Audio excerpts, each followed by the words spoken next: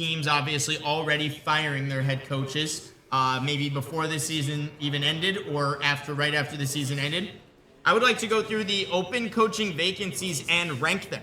Rank the best available coaching vacancies that are available in the NFL right now. Who would you want to coach if you were a free agent coach going and applying for jobs? 2026 NFL head coach job opportunities. This is Judy with NFL senior national columnist. So we're going to be reading hers, but we'll be giving our own opinions on this as well, talking about what teams we think is best. Let's see what they're saying here. Yeah. Who would have imagined that the Raiders hiring of Pete Carroll would result in a disastrous season, especially after he reunited with Geno Smith? Or the Cowboys' unconventional route, they did not interview any of the top candidates last year and chose a coach who had last been seen as a hot candidate 15 years ago. And, yeah, it was the right hire. I loved Brian Schottenheimer all year. So they have the Giants at number 1. I'm not opposed to having the Giants at number 1. Jackson Dart, Cam Scatterbo, Malik Neighbors, Wan'Dale Robinson, Theo Johnson. Your entire offensive line has been drafted as of recent. And the defense. I mean, the defensive line is very good. The secondary is not. Now, mind you, their draft pick is now the 7th overall pick in the draft. So I don't know if Giants fans, if they're hiring a coach to come in and make that draft selection, who knows there. But Giants at number 1. I'm seeing that they have around $11 million in cap room. They have the 5th overall pick in the draft. Around $11 million in cap room. So that's my biggest takeaway from this. I don't know if they're my number 1 because you don't have a lot of room to make the, team you want to build around. They kind of already have the team established, and it's who's going to come in and lead the team.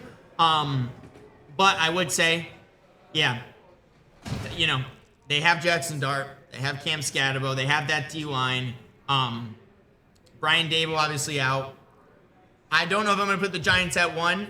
Let's see what teams are after that. Cleveland Browns. Cleveland Browns do not have any cap space. I don't know if you guys know this. They have no cap space going into the year. They have no wide receivers. They have no consistency on offense. But what they do have is their former this draft class that they had.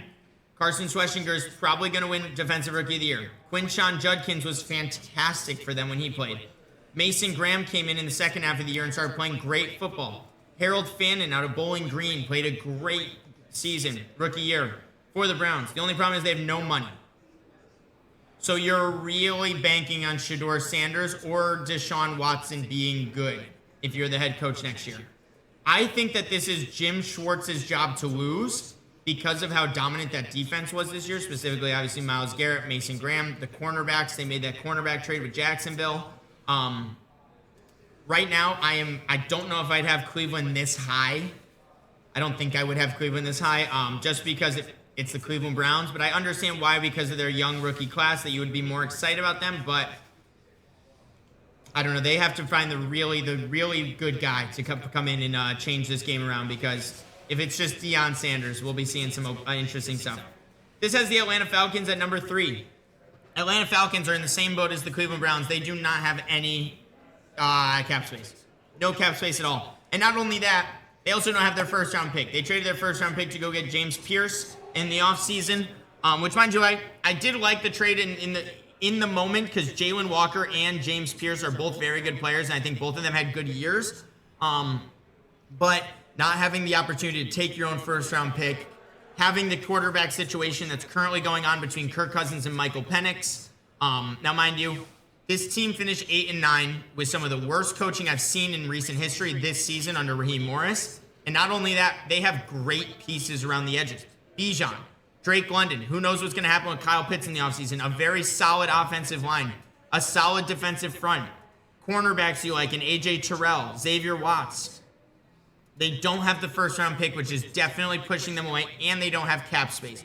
But if you're looking at the teams that are available with head coaching jobs and you want to say, we can legitimately have a good shot at winning the division with this team next year, I think the only team we could talk about that with is the Atlanta Falcons. I don't see the Giants overtaking the Eagles. I don't see Cleveland overtaking anyone in the AFC North. Not yet. But this is the one team with a head coaching job that I would say could make or win their division next year. This has the Arizona Cardinals at number 4. Jonathan Gannon was just fired, unfortunately.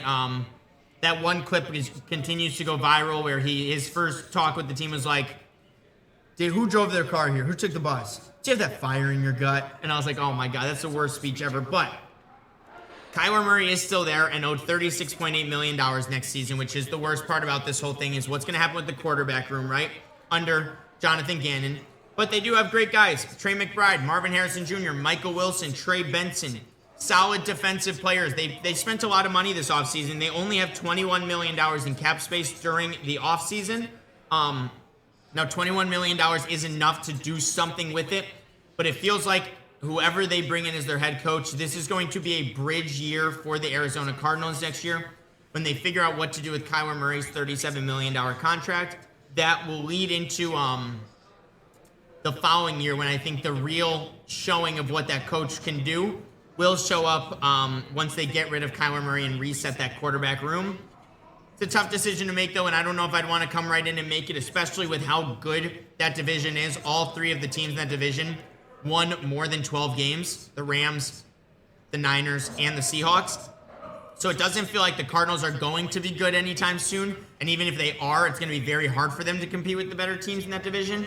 So very interested to see which direction they go in, not just their head coaching, scouring, but the Kyler Murray situation. Are they going to do the Kyler for Tua swap that I've seen a lot of? Is Kyler going to be a Steeler? How are they going to get off that Kyler Murray contract? And if they do, is it before they hire a head coach and before the NFL draft? Because they might be a team looking at a Ty Simpson or a Dante Moore and saying that could be our guy if the Jets don't want a quarterback. If, a quarterback falls. Could the Cardinals look at this and say, we want a quarterback not named Kyler Murray? Who's going to be the guy that makes that decision? Surprised to see the Titans this low down because, in anticipated $100 million or so in cap space this offseason. Does this not feel exactly like the New England Patriots 1 year ago? They had their quarterback. They had nothing else. They have a high draft pick that's not top 3, so you're not going to take a high-end defensive player quarterback. They're probably going to take an offensive lineman, in my opinion, at 5. That would move the needle for that offensive line. But they need a lot. This team needs a lot. They have no receivers that they trust. I don't know how much they trust Tajay Spears and Tony Pollard moving forward. I think they love Chika Okonkwo. That's about it. They signed the Steelers, Mr. Moore, as their right tackle this offseason, which was a terrible signing. Their defense has so much to work with. They fired their head coach in the middle of the season. They let Mike Vrabel just walk for nothing. I don't know. I think the Tennessee Titans might be more anticipated than some of these other teams. Like, for example, the Cleveland Browns. I would much rather go to a team like Tennessee where you can make all the decisions around Cam Ward as opposed to having to fit Shedeur Sanders and Deshaun Watson into my plans. And I don't know, $100 million in cap space. That's how that Patriots team got Milton Williams, Stephon Diggs, Mac Hollins, Hunter Henry. Not actually, but extended Hunter Henry. A couple of good offensive linemen. Kalavion Chase on defensive players. I mean, this team spent in the offseason, that Patriots team, and that's why they're where they are. When I look at this Titans division, Jacksonville's going to be good next year. Houston's probably going to be good next year. Indianapolis should be good next year. I'm still looking at the Titans as a couple years away, so I hope that they don't make win-now moves with that money, and I hope they make moves for the future with that money.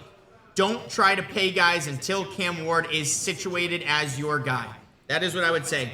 But if you are a head coach, I would love to come in with Cam Ward, figure out that offense. If a Ben Johnson was available this year, which obviously Ben Johnson's one of one, but if someone similar to that was available, I would love to see the Titans just jump on a guy like that could bring the offensive creation that Cam Ward is desperately needing. And they got to rebuild their defense dramatically as well. There is one more that was not even brought up, and that is now the Oakland Raiders. Oh, I guess it is here. 6th. I don't know how you could have the team with the number 1 overall pick ranked dead last here. It looks like it's going to be Fernando Mendoza or Dante Moore, depending on who they take. Now, mind you, Geno Smith is likely out as starting quarterback. Pete Carroll was fired. Chip Kelly was let go. They're doing a complete reset of the Las Vegas Raiders coaching staff. But I'm surprised to see Ashton Genty, Brock Bowers, young receivers, young offensive line, older defense. I will say that they do have an older defense. Max Crosby should be traded this offseason. I would be a coach to come in immediately and say, let's trade Max Crosby. I'm surprised to see them ranked dead last in coaching openings between all the teams that have had coaching opportunities right now, because I think Mendoza, Genti, and Bowers is enough for me to put them over teams like maybe Arizona, like Cleveland, and I would even consider taking those three and the money that they have this offseason over a team like Tennessee as well. The Chiefs are out for half a year next year. The Chargers, who knows where they're going to be in a couple of years. The Broncos are here. It looks like the Broncos are here to stay. Raiders are in a tough spot because of that division, but having the number 1 overall pick, having Genti, having Bowers, having the draft capital that would come with a Max Crosby trade, and the money, what I'm looking at right now is that they are also going to have around $80 to $100 million in cap space this offseason. Tom Brady better work his magic, get this team up and running fast. But if I had to rank these 6 head coaching opportunities, I think I would go, call me crazy. Give me the Falcons number 1 because you have a chance to come in and make the playoffs immediately. Number 2, the Raiders. Number 3, the Giants. Number 4, the Titans. Number 5, the Browns. And number 6, the Cardinals. That's how I would rank my head coaching openings going into next season.